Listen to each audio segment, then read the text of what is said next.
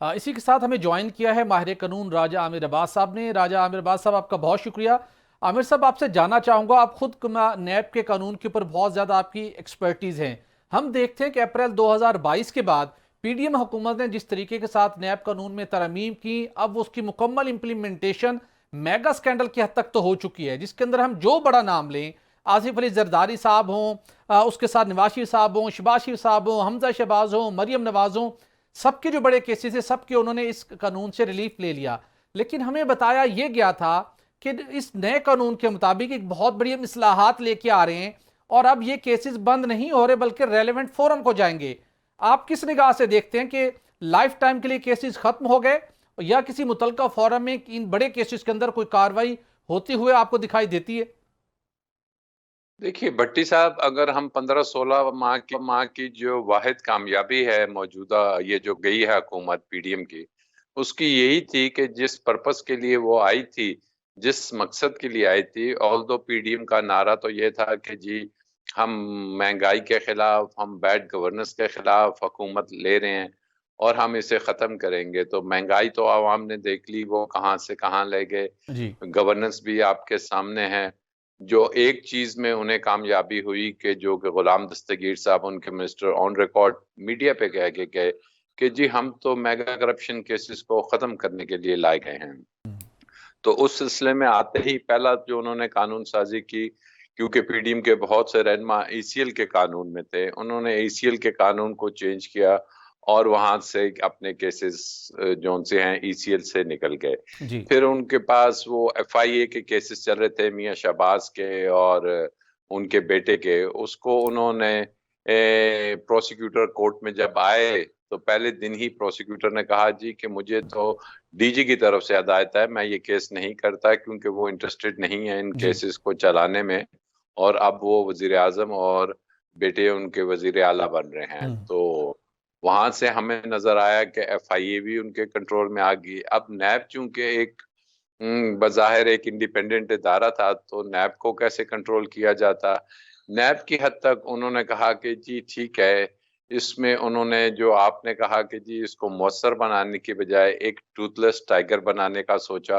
और जी। Toothless tiger बनाने के लिए उन्होंने सबसे अहम काम ये किया कि पहले हम नैब को देखते थे कि जी नैब का जो वहां पे अदारा है उसमें लोगों को वो किसी न किसी तरीके से मैनिपुलेट किया जाता था। राइट। उसमें खतरा यह होता था कि जब नई हुकूमत आती थी तो अगली हुकूमत फिर अपने बंदे लगाती थी, केसेस फिर से खुल जाते थे। हम्म।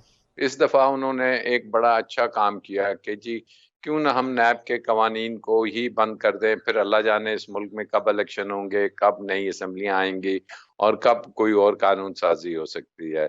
इस सिलसिले में उन्होंने नैब की अमेंडमेंट्स कर दी और उन अमेंडमेंट्स में जो उन्होंने कानून साजी की वो ऐसी की कि नैब की जितनी भी पावर्स थी वो ऑलमोस्ट खत्म कर दी हम्म। और इसको एक एंटी करप्शन का अदारा कहना अब हम्म। एक नई अमेंडमेंट्स के बाद एक ऐसी बात है कि जो कि एक मिजाह के तौर पे तो ली जा सकती है। हम्म। अदरवाइज अगर आप ये समझते हैं कि जी 50 करोड़ से कम की जो करप्शन है उसको जी। इन्होंने वैलिड कर दिया कि जी वो नैब नहीं देखेगा। इन्होंने चेयरमैन नैब की पावर्स को खत्म किया कि जी वो अरेस्ट नहीं कर सकता और अरेस्ट करने के लिए जो उन्होंने ग्राउंड्स दे दिए आमिर वो साहब, इतने चलें, मुज़ायका केस कवानीन में थे। तरमीम तो वक्त की ज़रूरत होती है, लेकिन क्या आपने इंटरनेशनली दुनिया के किसी मुल्क के अंदर कभी कोई ऐसा कानून बना है बिलखसूस जो कि माली बेज़ाब्तियों या करप्शन से मुतल्लिक हो और ऐसे केसेस जिनकी इंक्वायरी हो चुकी हो, जिनकी इन्वेस्टिगेशन हो चुकी हो, जिनमें रेफरेंसेस फाइल हो चुकी हों और उसके बाद कानून साज एक नया कानून बनाए और नए कानून के जरिए से वो तमाम प्रोसीजर खत्म हो जाए, नल एंड वाइड हो जाए? दुनिया में कहीं ऐसी एग्जाम्पल मिलती है? देखिए, ये जो मौजूदा का दुनिया में अगर हम व्हाइट कॉलर क्राइम को देखते हैं, बर्तानिया में देखें या जितने भी दूसरे ममालिक हैं, वहाँ पे जो पब्लिक ऑफिस होल्डर्स हैं, उनकी जो अकाउंटेबिलिटी है, उसके प्रोसेस को सख्त से सख्त किया जा रहा है। बर्तानिया में नेशनल क्राइम सही। एजेंसी है, उनके कवानीन हैं, वहाँ पे फाइनेंशियल क्राइम एक्ट है, फिर अनडिक्लेयर्ड वेल्थ ऑर्डर आया लिया 2 साल पहले।